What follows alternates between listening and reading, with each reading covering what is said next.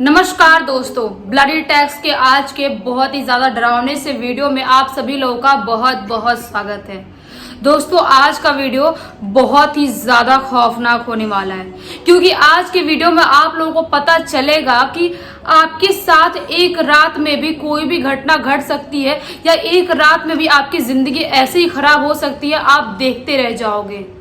ये जो आज की स्टोरी है बहुत ही ज़्यादा भूतिया लगी मुझे। ये स्टोरी मुझे रोहन नाम के लड़के ने इंस्टाग्राम पे लिख के भेजा है और उसने बोला था कि ये स्टोरी आप सुनाना, और मुझे पढ़ने के बाद भी बहुत अच्छा लगा। इसलिए स्टार्टिंग से जानते हैं कि आखिर रोहन के साथ ऐसा क्या हुआ था। एक्चुअली रोहन गुजरात का रहने वाला है। वहाँ पे उसकी फैमिली और वो बहुत ही ज़्यादा खुशी खुशी आराम से रह रहे थे। एक दिन क्या होता है कि रोहन के फैमिली वाले डिसाइड करते हैं कि हमको किसी रिलेटिव के घर जाना है, कुछ पार्टी वार्टी के लिए, कुछ ऐसा फंक्शन, कुछ काम था उसके लिए।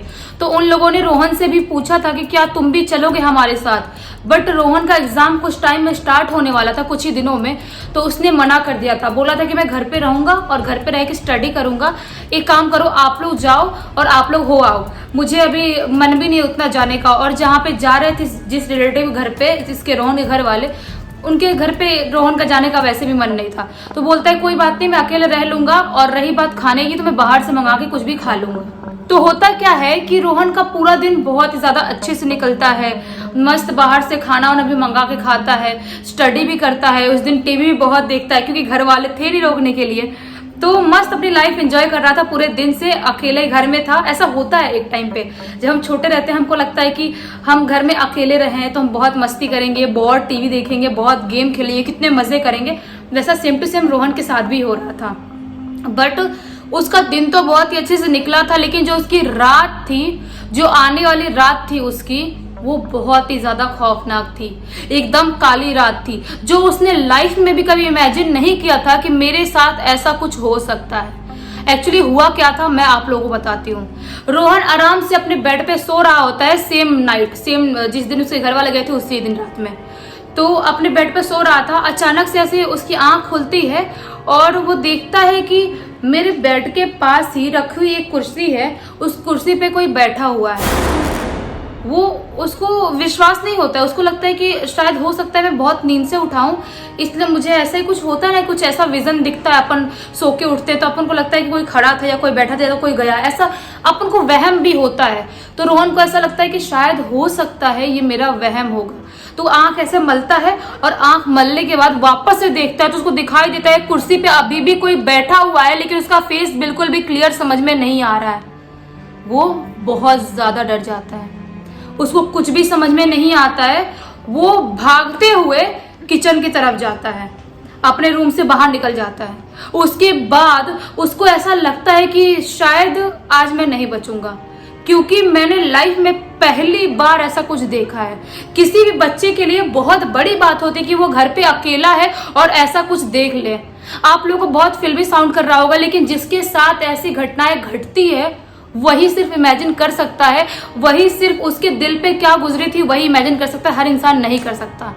तो रोहन क्या करता है, किचन तरफ भाग के जाता है। उसको कुछ भी समझ में नहीं आता कि आज रात में क्या करूंगा। वो फ्रिज से पानी निकालता है और पानी पीता है, सोचता है कि मैं क्या करूं, कुछ समझ में नहीं आ रहा है। उसके बाद 2 मिनट अपने हॉल में बैठता है, 2-4 मिनट। उसके बाद सोचता है हो सकता है मेरा वहम भी हो सकता है कि मैं शायद कुछ बुरा सपना देख रहा हूँ, इसलिए मुझे ऐसा लग रहा होगा कि शायद कोई कुर्सी पे बैठा था। वो वापस से जाता है अपने बेडरूम में, तो देखता है कि बेडरूम में कोई भी नहीं है, और जो कुर्सी पे उसने देखा था किसी को, वहां पर भी कोई भी नहीं बैठा था। तो उसको लगता है कि शायद हो सकता है कि ऐसे ही मुझे सपना आया होगा या ऐसी कुछ फील हुआ होगा, नींद से उठने के बाद इंसान के साथ होता है। तो वो वापस से थोड़े बहुत वीडियोस देखने लगता है। नींद तो आती नहीं है, थोड़े बहुत वीडियोस देखने लगता है यूट्यूब पे, और भूतिया वीडियोस देखने लगता है। सोचता है कि ऐसे थोड़ा टाइम पास कर लेता हूँ, आधे घंटे में नींद आ जाएगी। तो वो टाइम पास कर ही रहा होता है, उसके आधे 1 घंटे के अंदर वापस से वो सो जाता है। बट इस बार जो वो सोया था, उसके सोने के 10 या 15 मिनट के अंदर ही उसको बहुत ही जोर जोर से उसके घर से आवाज आने लगती है।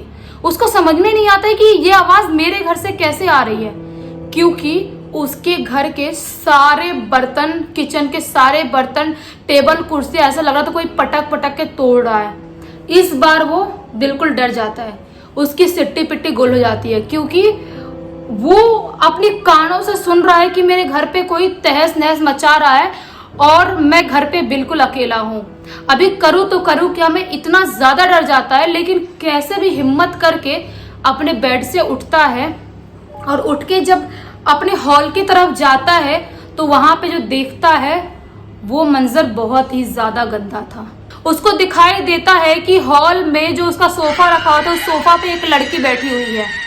वो देख के ही बहुत ज्यादा शॉक्ड हो जाता है कि मेरे घर पे कोई लड़की कैसे आ गई, क्योंकि दरवाजा तो अंदर से बंद है और कोई और भी रास्ता नहीं है जिस रास्ते से वो घुस के मेरे घर में आ सकती है। वो लड़की को देख ही रहा होता है कि अचानक से लड़की ऐसे मुंडी करके बैठी थी, बाल आगे था, ऐसे उठा के मुंह देखती है, उसकी पूरी शक्ल एकदम जली हुई, पूरा फेस पिघला हुआ, बहुत ही ज्यादा खौफनाक दिखाई दे रही थी। रोहन ये सदमा बर्दाश्त नहीं कर पाता है, वहीं पर गिर के धड़ाम से बेहोश हो जाता है। उसके बाद उसके साथ क्या क्या हुआ, 4 दिन तक उसकी जिंदगी में क्या गया क्या हुआ उसको कुछ भी नहीं पता। जो कुछ भी उसके साथ 4 दिन में हुआ, उसके घर वालों ने उसको बताया कि तेरे साथ 4 दिन में क्या क्या हुआ था। उसके घर वालों ने उसको बताया कि जब हम लोग सुबह सुबह आए घर पे तो हमने देखा कि तू हॉल में ऐसे ही बेहोश पड़ा हुआ है। उसके बाद हम लोगों ने डॉक्टर को बुलाया, बहुत पानी वानी छिड़के, उसके बाद तू होश में आया और होश में आने के बाद तू गंदी गंदी गालियां देने लगा, बहुत ही गंदा गंदा बोलने लगा। अपने माँ को बोल रहा है, बाप को बोल रहा है, घर में जितने लोग हैं सबको गंदा गंदा बोल रहा है, यहाँ तक कि अपनी दादी को बोल रहा है जिस दादी से बहुत ही ज्यादा प्यार करता था वो। सब लोगों को समझ में नहीं आता है कि हमारे लड़के के साथ हुआ तो हुआ क्या, लेकिन उसकी दादी समझ जाती है कि मेरे पोते के साथ क्या हुआ है। उसकी दादी बोलती है कि इसके ऊपर कोई बहुत ही बुरा साया का असर हो चुका है, कुछ तो ऐसा है जो इस दुनिया से जुड़ा हुआ नहीं है।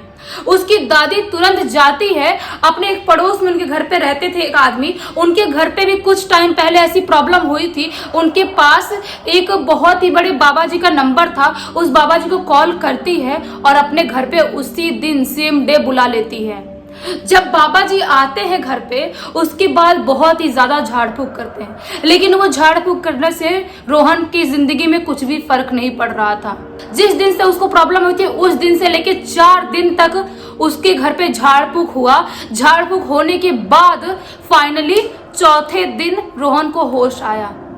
उसके बाद पता चला, तांत्रिक बाबा ने उन लोगों को बताया था कि इसके अंदर बहुत ही ज्यादा खौफनाक शैतान का साया था, जो शैतान चाहता नहीं था कि ये जिंदा रहे, इसको लेके जाना चाहता था इस दुनिया से, क्योंकि ये घर पे अकेला था। और ऐसी बहुत सारी शक्तियां होती हैं, बहुत सारी एनर्जी होती है जो किसी को अकेले घर पे पाके उसके ऊपर अटैक करती हैं और उसकी पूरी जिंदगी बर्बाद कर देना चाहती है।